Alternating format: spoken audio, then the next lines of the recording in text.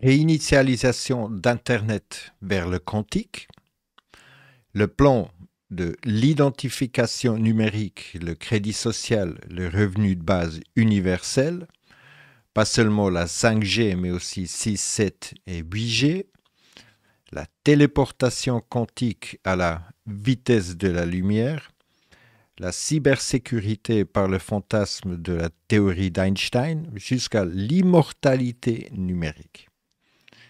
Bien sûr, une partie de la grande réinitialisation ou le grand reset, l'agenda kabbalistique, aussi l'informatique dualiste doit aussi se transformer vers le saint graal de la singularité.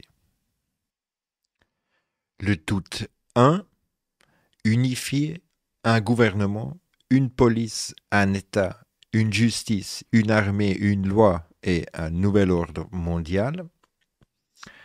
Ne vous inquiétez pas, il ne s'agit pas d'une vidéo technique sur l'informatique quantique, mais pour cela, vous trouverez de nombreuses explications techniques de la part des nerds fanatiques des nouvelles technologies qui vous diront tout, même s'ils n'ont aucune idée dans quoi ils travaillent. Mais cette vidéo a pour but de montrer ce qui se prépare et ce qui est très probablement derrière tout cet Internet quantique. Aussi de montrer comme cela est largement débattu dans le domaine technologique, mais pas dans le domaine public, ce qui est autant plus étrange que d'habitude, ils sont très fiers de proposer les nouvelles et parler des nouvelles technologies.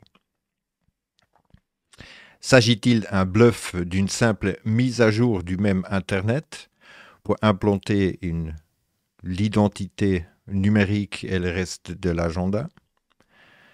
Bien sûr, ils ne vont pas réinitialiser tout l'Internet une fois, mais étape par étape, comme ils le font toujours. Et non, ce n'est pas pour demain, mais quelque chose qui se prépare pour l'avenir. La propagande, plus rapide, plus sûre, informatique, Internet, communication, moins de cyberattaques, moins de terroristes, mais toujours laisser les vrais criminels filer. Cryptographie quantique sécurisée, des avatars métaverses en temps réel, visibles en pleine lumière du jour, sans projecteur au milieu des rues. Mais bien sûr, pour arriver enfin à la surveillance totale permanente en temps réel, centralisée et contrôlée par l'AI partout sur Terre. Donc on va rentrer un petit peu dans ces différentes choses qu'ils proposent comme Internet quantique. On parle du Web 3, mais le Web 3, il existe déjà.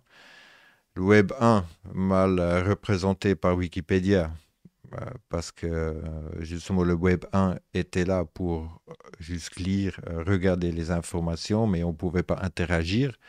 Le Web 2 était là justement pour interagir, de pouvoir commenter, de mettre du contenu, comme sur Facebook, Twitter et Instagram, etc.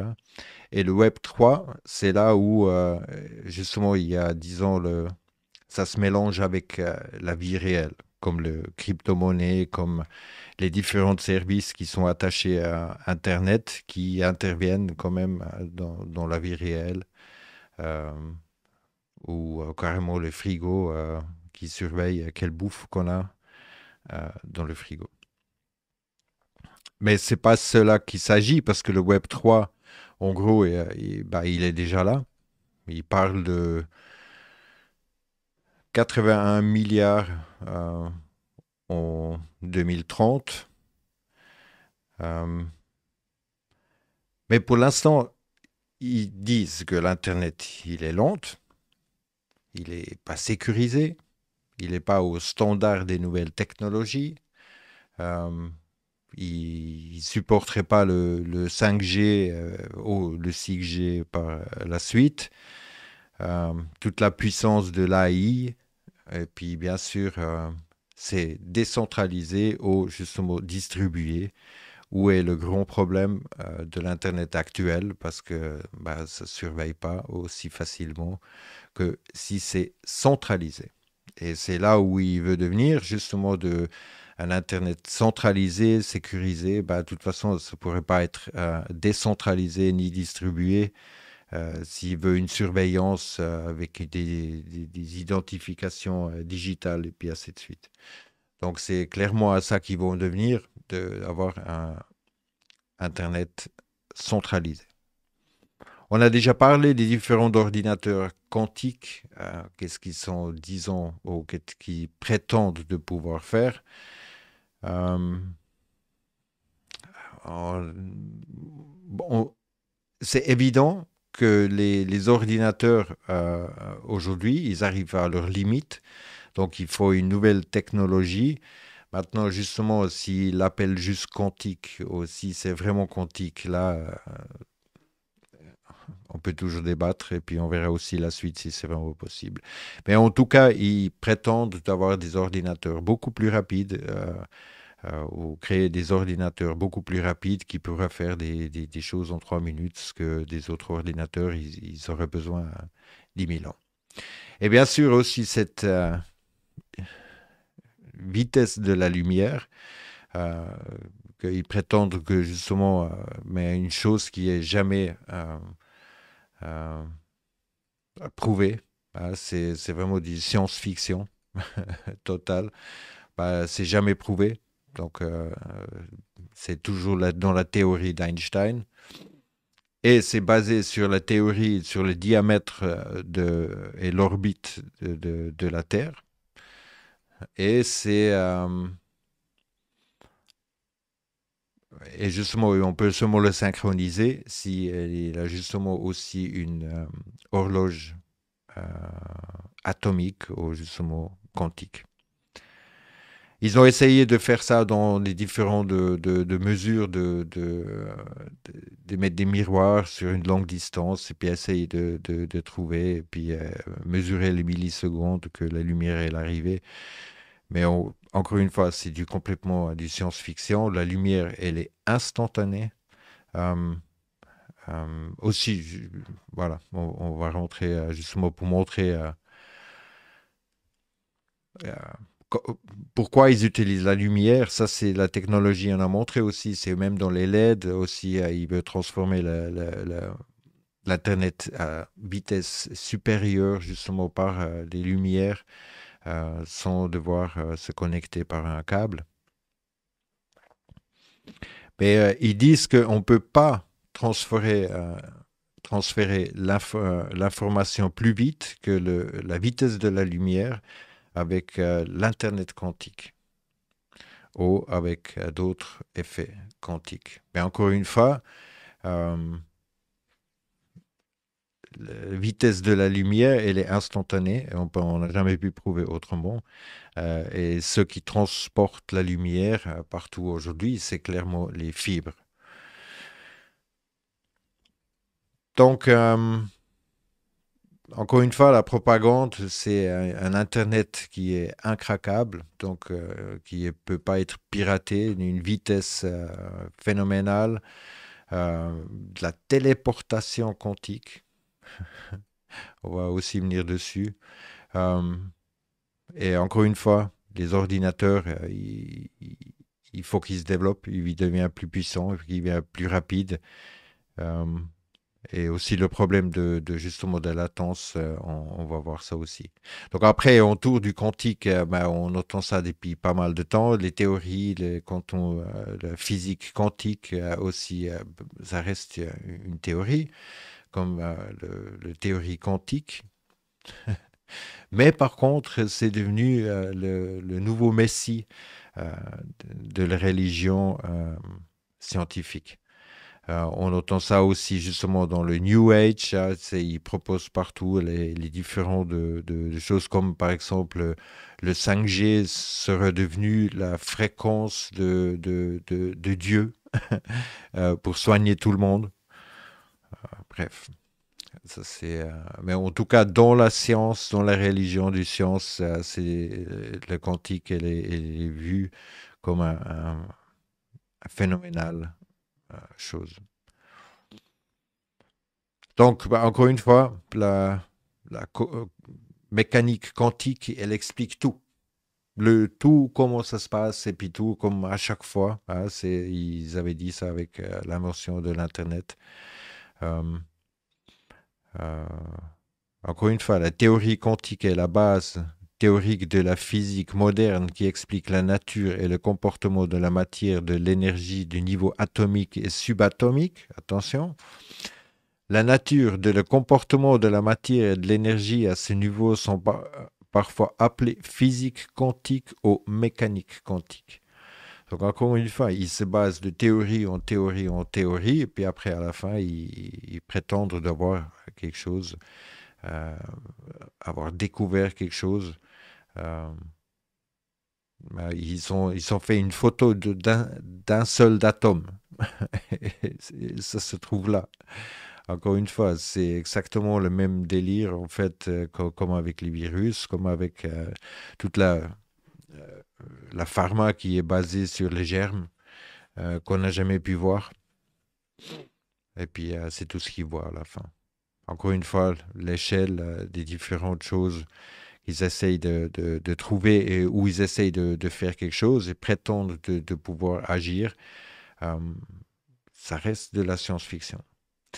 Et aussi dans la mécanique quantique, hein, c'est un petit peu comme faire du yoga pour la nouvelle religion ou aimer un avion, tomber amoureux ou d'être une relation avec un avion.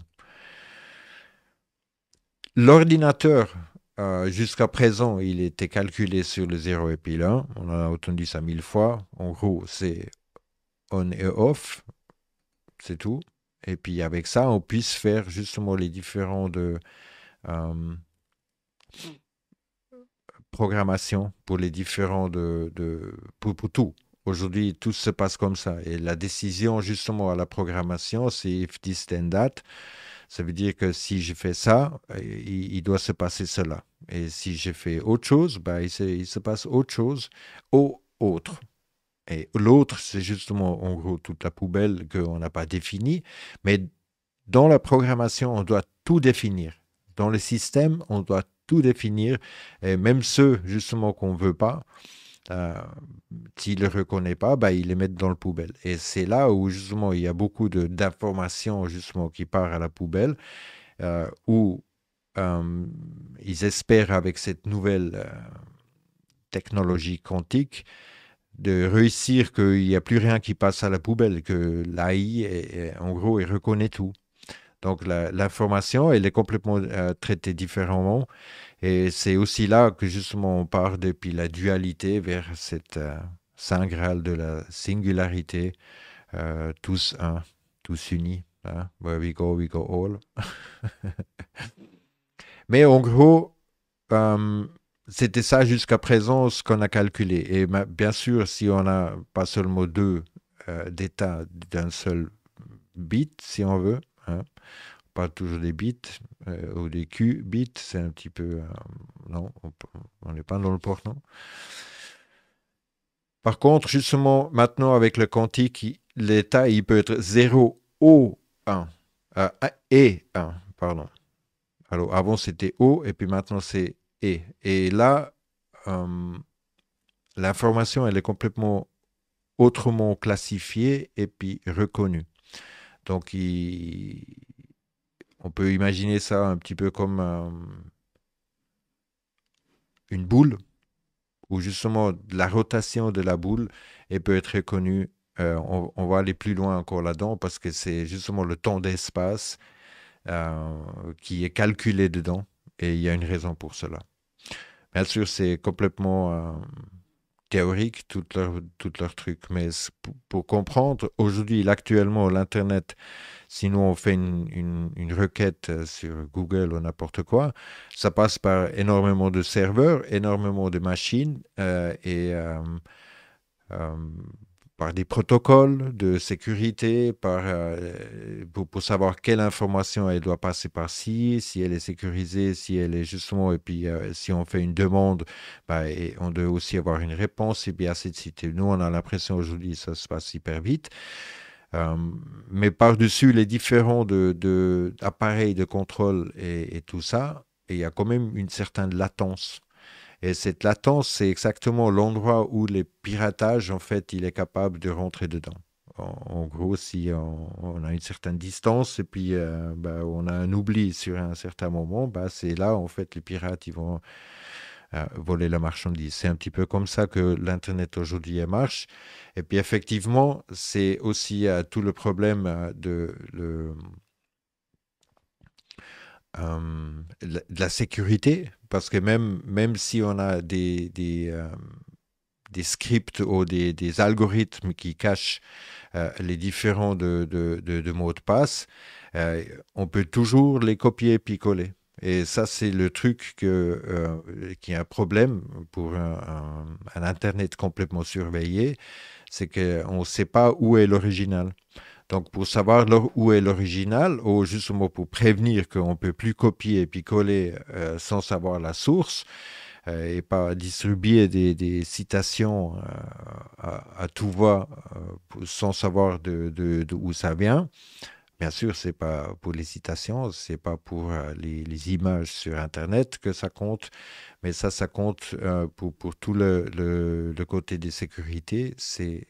On ne sait pas si un fichier, en fait, c'est l'original ou si c'est un fichier copié.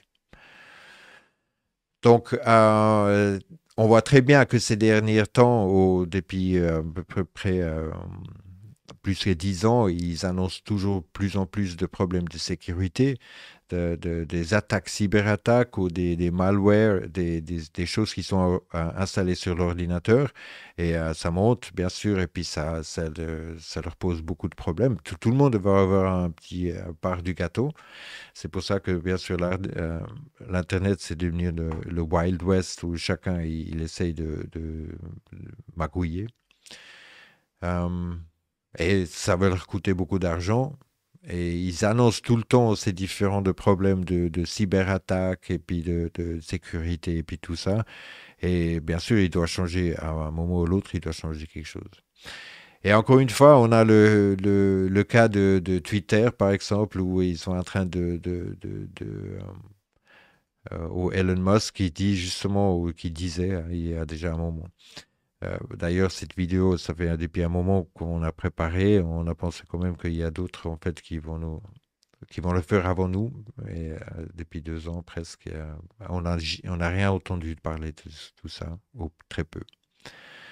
Donc lui, il veut attaquer les boots et puis essayer de contrôler justement toutes les spams et puis les différents trucs. Et puis encore une fois, c'est pas sans raison, hein, avec son entreprise X, il veut faire l'application X aussi, hein, l'application de tout où il y a le compte bancaire et puis tout le tralala dessus. Et c'est drôle qu'il y a des gens qui captent pas en fait à quel point ce mec c'est l'opposition contrôlée. Ouais. Il partage plein de choses contre le web et puis les différents trucs, mais ça c'est juste pour adoucir les gens. Et une fois, il va aussi sortir son téléphone où il y aura bien sûr tout dessus. En tout cas, il avait déjà annoncé. Donc la sécurité d'aujourd'hui sur Internet, c'est un petit peu comme on a plein de portes et on a un paquet de clés et puis on essaye en gros chaque clé sur chaque porte jusqu'on arrive à l'ouvrir. Et cela, ça va être justement plus possible avec le nouvel Internet parce que dès que c'est pas le bon clé, il y a toutes les portes qui se ferment. Et ça, c'est seulement possible si la porte et la clé se connaissent. Donc, ils savent si c'est la bonne clé. Puis si on tourne, il y a toutes les autres portes qui se ferment. Donc, on reconnaît en fait si il y a déjà une intrusion dans le truc. Et ça, on peut seulement faire si, comme dit, les deux choses se connaissent et puis ils appellent ça le entanglement. Et puis on va juste voir qu'est-ce que ça veut dire euh, en français, en gros. C'est l'emmêlement, ou comment on peut dire, l'enchevêtrement. Donc les deux choses, en fait, qui doivent vraiment aller ensemble. Voilà. Euh,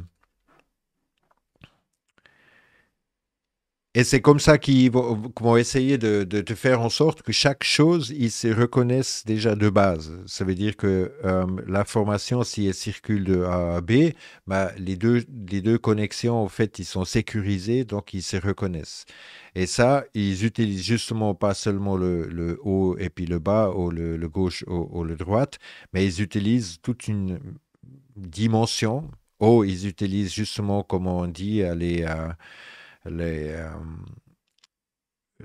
temps et l'espace. Et c'est là où Einstein il dit que c'est justement cette étrange chose de l'univers qui est pareil en fait sur n'importe quelle distance. Bah, elle est toujours soit unique ou justement l'opposé. Et là, euh, ça veut dire que si une chose elle tourne à droite, l'opposé elle doit tourner à gauche. Ou si ça monte, l'autre il doit descendre. Et ça doit toujours correspondre en fait. Les deux ils doivent toujours être ensemble. C'est un petit peu comme si on met des métronomes ensemble et puis on les met sur la même vitesse, bien sûr, et puis on les démarre différents. À la fin, ils vont toujours se trouver euh, ensemble. Et puis c'est ça qu'ils appellent cette connexion intergalactique de l'univers qui fait en sorte que les choses y tournent ensemble. Et c'est ça leur idée de justement rendre les choses ensemble.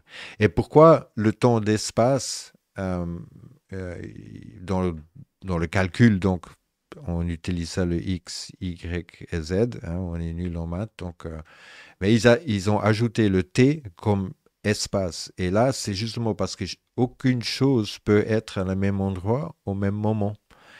Et pour faire une cartographie en 3D, comme on a montré déjà dans des autres vidéos, pour faire des surveillances totales, pour qu'ils puissent retourner même dans le temps, pour savoir qui était où, c'est ça l'importance que nous on pense qui est derrière tout ça, c'est que justement cette nouvelle Internet, elle doit savoir avec chaque chose qui est connectée à cet Internet où il se trouve, à quel moment il se trouve. Et c'est là où, disons, la connexion elle pourrait se faire hein, en sécurité parce que l'information elle sera connue. C'est un petit peu comme si on téléphonait avec les anciens téléphones de ligne. On avait le numéro, mais par contre, l'autre bout, il y avait toute une famille on connaissait toute la famille, mais on ne saura pas qui y répond, le téléphone. Donc, le seul moyen pour savoir qui va répondre, c'est entendre la voix. Donc, les deux, ils se connaissent déjà, ils entendent la voix, puis il peut dire c'est la petite, c'est le grand, c'est le père, c'est la maman. Donc, c'est comme ça qu'ils essayent de sécuriser cette nouvelle Internet mais encore une fois, surtout pour avoir le positionnement et le temps dedans. Donc le quantum téléportation, hein, c'est cet fantasme de science-fiction de pouvoir se téléporter la matière de un endroit à l'autre. Ça, ça va clairement pas se faire. Le seul truc qui va se faire, vu que le rêve est tout digitalisé, bah, d'envoyer un MP3 ou une photo d'un truc à l'autre, ça se fait déjà aujourd'hui. Donc, en gros, dans ce sens-là, on fait déjà la téléportation rien que si on clique sur un site. Mais c'est tout. Ça va pas se faire de plus. Par contre, c'est justement là où ils essayent de rentrer plus dans le métaverse, où tout le monde a besoin de les lunettes et puis tout ça. Mais bien sûr, ça va pas marcher, hein. Il y a quelques gugus qui vont se mettre ces lunettes, mais c'est pas tout le monde qui va marcher tout le temps avec ces lunettes. Donc, ça va beaucoup plus loin. Il parle de holographe. en temps réel déjà avec le, le 6G. Et ça, on a vu aussi dans les vidéos du 5G, on a vu justement des écrans tactiles euh, en hologramme.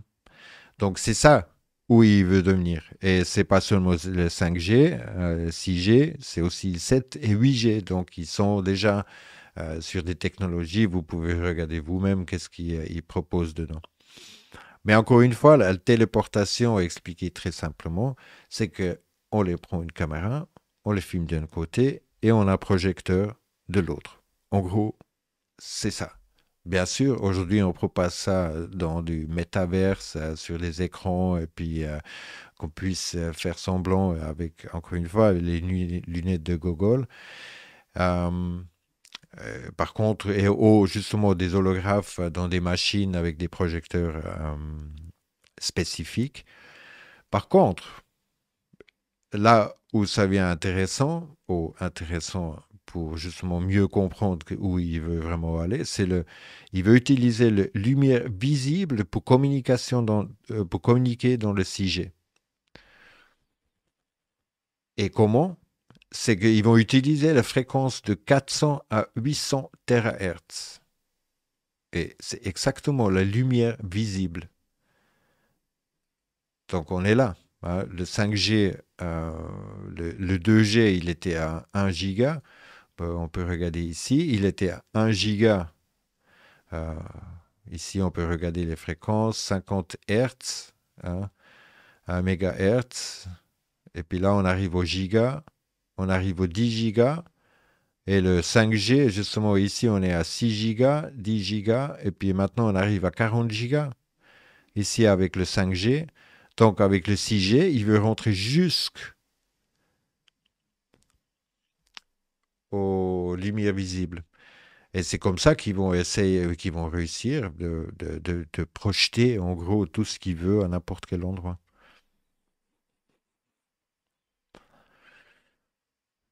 Voilà. Ça, c'est le futur que eux ils espèrent de faire.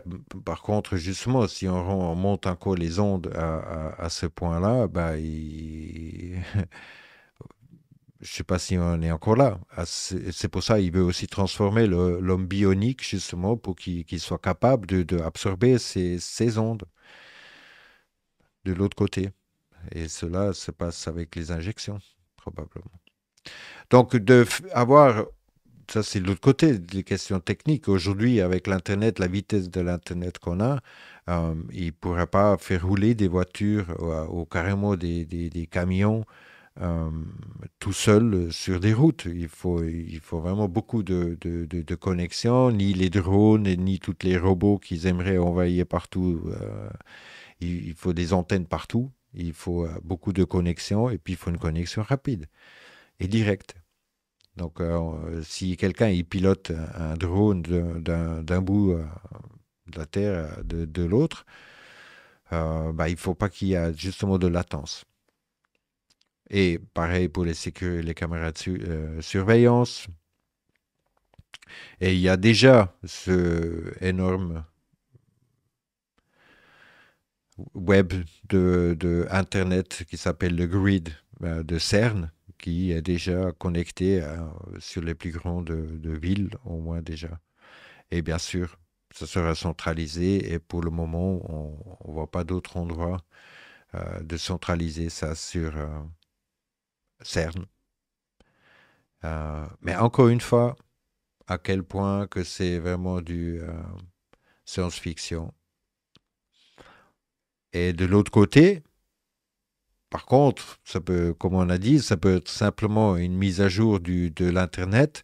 Par contre, pour y rentrer dans le nouvel Internet, il faut une carte digitale ou un passeport digital. Et il faudra du crédit social et justement le revenu universel de base. Euh, L'argent digital sur une application, ce qui est déjà aussi le cas aussi aujourd'hui. Et puis le capitalisme, tout le monde est content, hein, parce que plus personne n'aura quoi que ce soit. C'est la fin de propriété privée. Encore une fois, on n'est pas sur la propriété privée. Chacun, il peut justement, s'il veut posséder des choses et puis se faire posséder par ces choses-là, c'est à lui de savoir. Hein. C'est pas là la question. La question, c'est justement, c'est que c'est pas que tout le monde n'aura plus rien, c'est que toutes les petites personnes n'auraient plus rien, et puis il y a certains d'autres, en fait, qui auraient tout. Là, est le vrai problème. Et l'autre problème, c'est qu'on ne pourra plus acheter quoi que ce soit, il faudrait tout louer. Comme aujourd'hui, des films, on ne peut plus acheter des DVD. Aujourd'hui, il faut un abonnement Netflix. Donc, il peut te interdire les films par territoire, il peut par âge, ça se fait déjà. Hein. Donc, et puis tu peux pas, si tu n'as plus l'abonnement, tu peux plus les regarder. Et pareil, louer des voitures, louer des habits carrément, ou des appartements, ça se fait aussi plus que justement acheter des maisons ou des terres. Et on arrive là-dedans.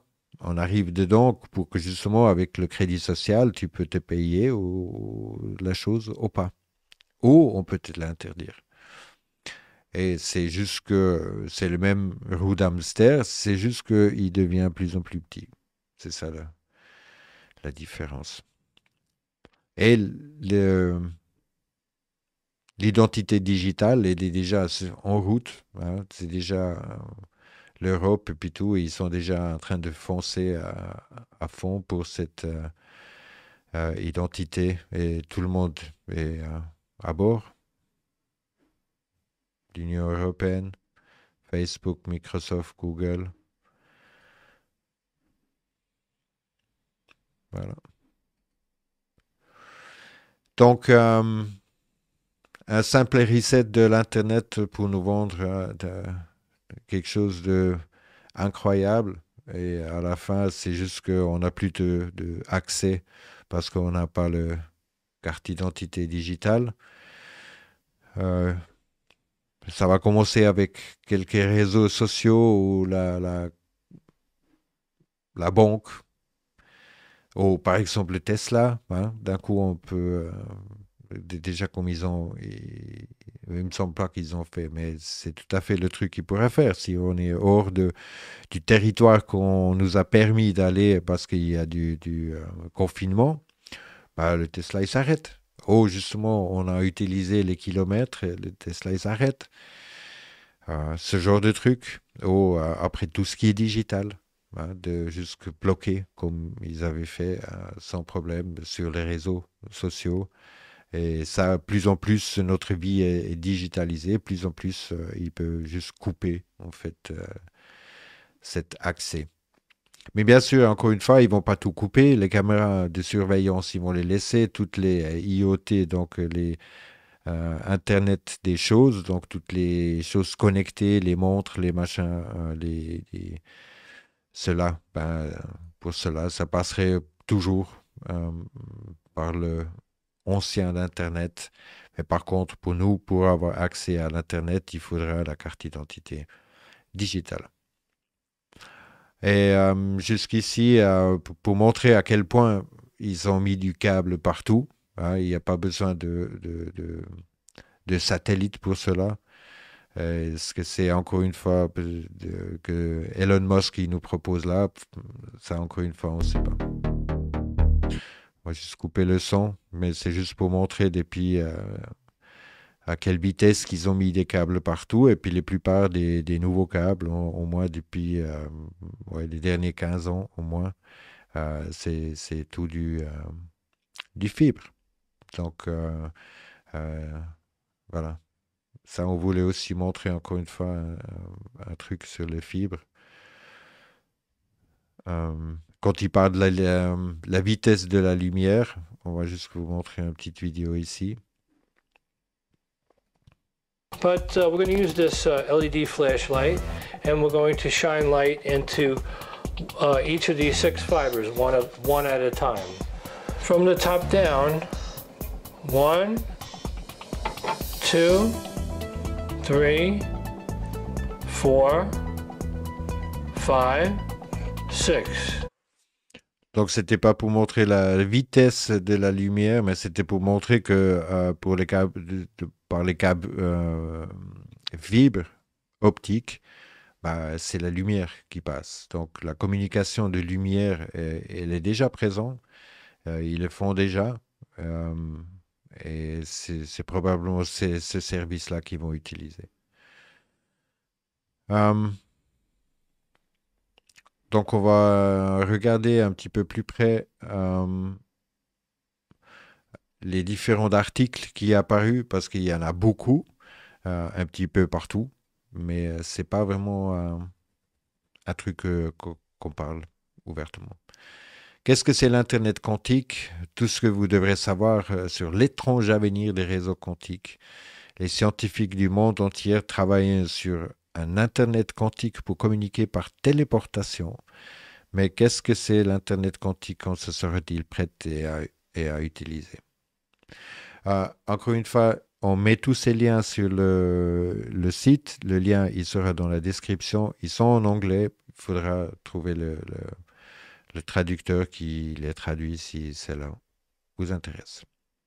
Tout cela peut ressembler à un concept de science-fiction, mais la construction d'un réseau quantique est une ambition clé pour nombreux pays à travers le monde. Récemment, le département américain de la défense DOE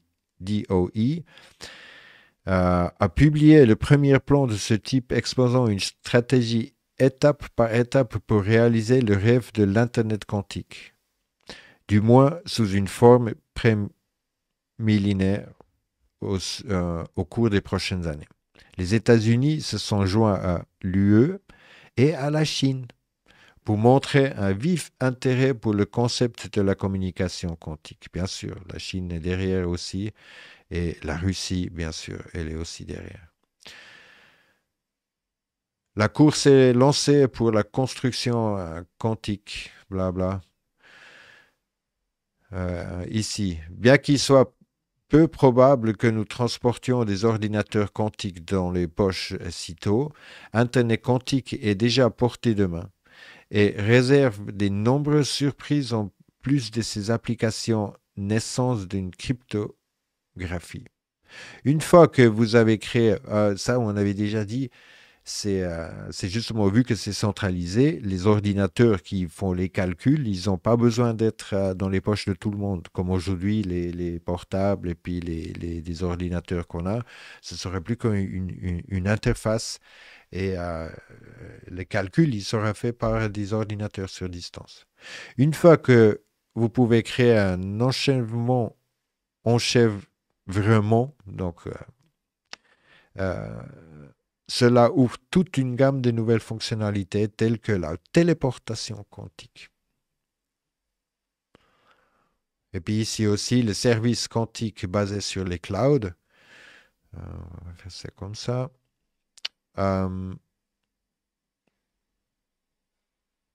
Cependant, les grands centres de données ont déjà accès à ces types d'ordinateurs, ce qui arrive probablement, d'ici 20 ans, les industries utiliseront les ordinateurs comme un service.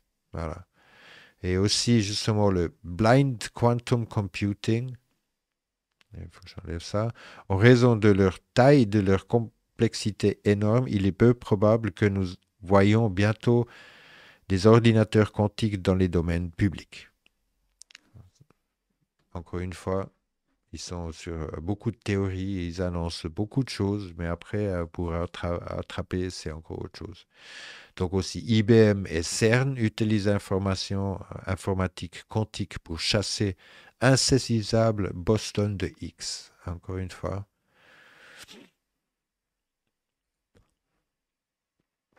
Et on avait déjà vu les IBM, justement le Q, hein, qui est plutôt une présentation assez bizarre au moment que QAnon était à fond. Donc le Q Quantum System One, le premier ordinateur quantique. Après, voilà. Nous abordons d'Internet quantique simultanément dans 6 nœuds à travers l'Europe des 5 au 6 novembre 2019. Rejoignez-nous à Delft, Dublin, Genève, Patou, Paris ou Sarajevo. Pour toute la première fois, nous organisons un hackathon simultanément dans 6 lieux où les nœuds connectés à travers l'Europe. Bien sûr, nous y réunirons virtuellement. Donc, le truc, il est que faire virtuellement, bien sûr, en 2019. Ils ne sont pas encore capables il n'y a pas encore le réseau vraiment qui est en ligne. Après Forb, adieu les mots de passe, bonjour les identifiants quantiques, incassables contenant 1 milliard d'atomes. Le problème avec les mots de passe, c'est qu'ils sont tout simplement trop vulnérables. Que ce soit en raison d'une construction faible, d'une réutilisation ou une violation des données. Encore une fois, ils font la peur avec de changer le protocole sur Internet. Ça, ils parlent déjà depuis un moment. Identité numérique vers un portefeuille numérique européen. La Commission européenne prépare un coffre-fort numérique qui préparerait aux citoyens de conserver leurs papiers d'identité et d'autres documents personnels.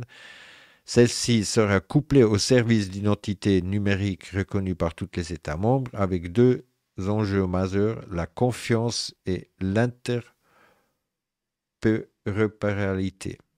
Voilà, que tout le monde peut repérer. Grâce à cette identification reconnue dans toute l'Union européenne, les entreprises pourront proposer des larges gammes de nouveaux services. Et ça, c'était le 22 juillet 2022. Comment le réseau quantique pourrait transformer l'Internet? Une percée dans l'informatique quantique pourrait exposer chaque lien des communications. Les mêmes percées pourraient se sécuriser à nouveau. Ce qui pourrait tout changer, ce sont tous les événements intermédiaires. Du blabla. C'est juste pour montrer à quelle quantité et puis qui est impliqué et puis ainsi de suite. Donc le roi de Hollande, hein, il est sur le campus avec Microsoft Quantum Lab 2019. Puis ici aussi le 2017 déjà. Microsoft, il travaille sur la création d'un ordinateur quantique. Le réseau quantique d'Azure, aussi de Microsoft. Et puis là, justement, on peut regarder les partenaires. Quelques-uns qu'on connaît, en tout cas, John Hopkins, voilà, Ford, qui travaille avec eux sur le quantique. Howard Université, encore une fois, où il y avait aussi Klaus Schwab, qui était à Howard. Voilà. La suite, pourquoi Microsoft, IBM, Google et Boeing font un pas géant dans l'informatique quantique, aussi déjà, 2018. Ah, une page qu'on ne peut pas traduire. Ah, voilà. Ah, ouais, ok. Bon. On revient dessus. Le MIT, il est toujours là aussi, le MIT, a prédit en 1972 que la société s'effondrera au cours de ce siècle. De nouvelles recherches montrant que nous respectons le calendrier. Bien sûr, ils font tout pour. La limite de la croissance, ça nous dit aussi quelque chose. L'étude était publiée dans le Yale Journal of Industrial Ecology en novembre 2020. Donc, ils comparent ce qu'ils avaient été prédit en 72. On avait déjà montré ça, c'est justement le limit of growth. Et c'est aussi la base qui est derrière le WEF. Et tout le côté de protection d'environnement, le climat et puis tout ça, c'est eux qui sont derrière tout ça. C'était un des premiers propositions en fait qu'ils avaient fait avec Klaus Schwab et c'est par là qu'ils n'ont jamais lâché. C'est le think tank Club of Rome. Et puis donc, derrière Club of Rome, il y a aussi justement Klaus Schwab, puis tout ça qui est derrière. Donc, une fenêtre d'opportunité, bien qu'il soit en vain de se concentrer sur la poursuite d'une croissance économique continue, l'étude conclut que les progrès technologiques et l'augmentation des investissements dans les services publics pourraient non seulement éviter les risques d'effondrement, mais conduire à une nouvelle civilisation stable et prospère fonctionnant en toute sécurité, blablabla. Mais une fenêtre d'opportunité, hein? On connaît ça.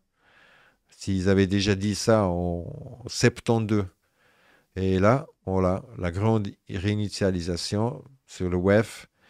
La pandémie représente une fenêtre d'opportunité rare, mais endroit pour réfléchir, réimaginer et réinitialiser notre monde. Voilà, ça c'était le boucle qui se boucle. Donc là, on ne trouve plus. OK. Une page qui a disparu. On continue. L'ordinateur quantique fait ses débuts en Norvège pour la première fois. Blablabla. Alio Quantum sélectionne comme pionnier technologique en 2022 par le Forum économique mondial. Le 10 mai. La première société de réseau quantique PurePlay, tout comme l'Internet aujourd'hui, entraînera une révolution dans l'informatique de la société en général. Internet quantique devrait avoir un impact profond sur la façon dont nous vivons nos vies. Économique mondiale, hein. Encore une fois, il décide de tout. Le nouveau matériel expérimental de Stanford intègre les dispositifs mécaniques dans la technologie quantique. Super. Dualité Quantum Accelerator announce. Ah, là, celle-là, elle n'est pas traduite. On ne peut pas la traduire. OK. Mais c'est l'Université de Chicago, un accélérateur de dualité pour aider le quantum. Ici sur Forbes, comment sécuriser Internet dans un monde quantique. Bla. Chicago News, Chicago autant et active le réseau quantique, prenant des mesures vers un Internet quantique sécurisé. Et là, ils ont juste fait 124 miles. Ils essayent de sécuriser les essais de sécurité quantique avec Toshiba ont commencé sur un réseau quantique de 124 miles, bientôt ouvert à l'industrie et aux universités pour des tests. Bien sûr, ils font semblant de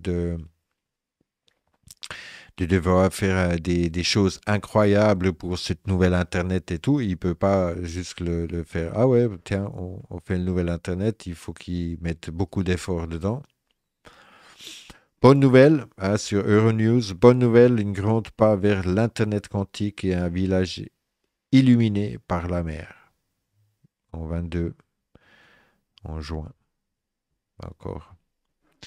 Et blabla. La taille du marché mondial du Web 3 atteindra 81 milliards US dollars en 2030.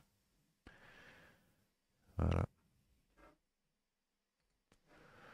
Information quantique transmise sur une longue distance à l'aide de l'infrastructure actuelle. Ça, c'était cette année, en juin, encore une fois. Ces dernières années, l'informatique quantique s'est fait des pas géants en termes de pratique, l'évolutif et puissance des calculs bruts. Cependant, le remplacement de l'infrastructure Internet mondiale par un système entièrement nouveau prendra probablement près d'un siècle. Après tout, les nombreuses régions du monde n'ont même pas d'accès d'Internet actuel. L'un des meilleurs moyens pour les scientifiques de se rendre Internet quantique évolutif sera utiliser l'infrastructure actuelle pour transmettre des informations. Tiens, hein, essayer de mille choses bidons pour à la fin se dire qu'on utilise quand même l'infrastructure actuelle. Aujourd'hui, un laboratoire de recherche des Illinois a démontré la transmission à longue distance d'informations quantiques en utilisant uniquement des câbles à fibre optique existants, faisant avancer le rêve d'un Internet quantique évolutif. Voilà. Donc rien de nouveau, encore une fois. Et World Economic Forum aussi sur l'information quantique, ils avaient 25 articles depuis un bien moment qui publient déjà des choses. Par contre, c'est celui-là qui est de 2018. Vous avez entendu parler de 5G, mais que entendu Internet quantique. Donc, ça fait un moment qu'ils sont bien dessus de pousser tout ça. Et encore une fois, là, on voit justement, on voit le 5G.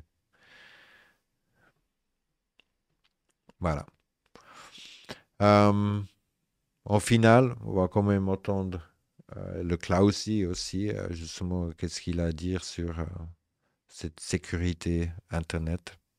We all know, but still pay insufficient attention to the frightening scenario of a comprehensive cyber attack, which would bring to a complete halt to the power supply, transportation, hospital services, our society as a whole.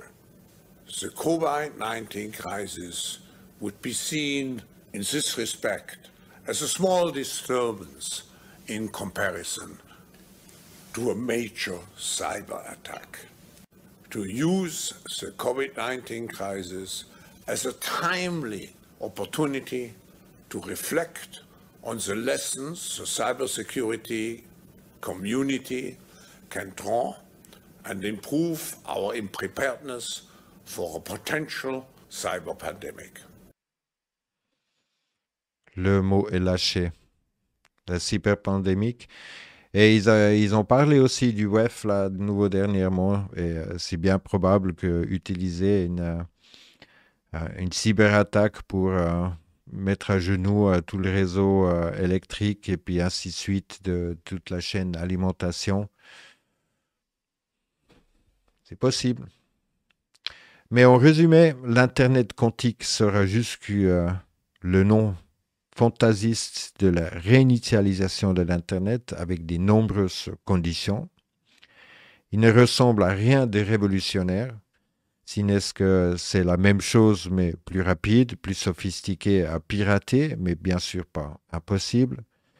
Et bien sûr, ils offriront beaucoup de nouveaux avantages, services et privilèges pour les promouvoir et attirer les masses dans le nouveau système d'esclavage sous une ordre mondiale avec en même temps un gouvernement numérique, plus besoin des pantins des politiciens, comme nous avons déjà parlé.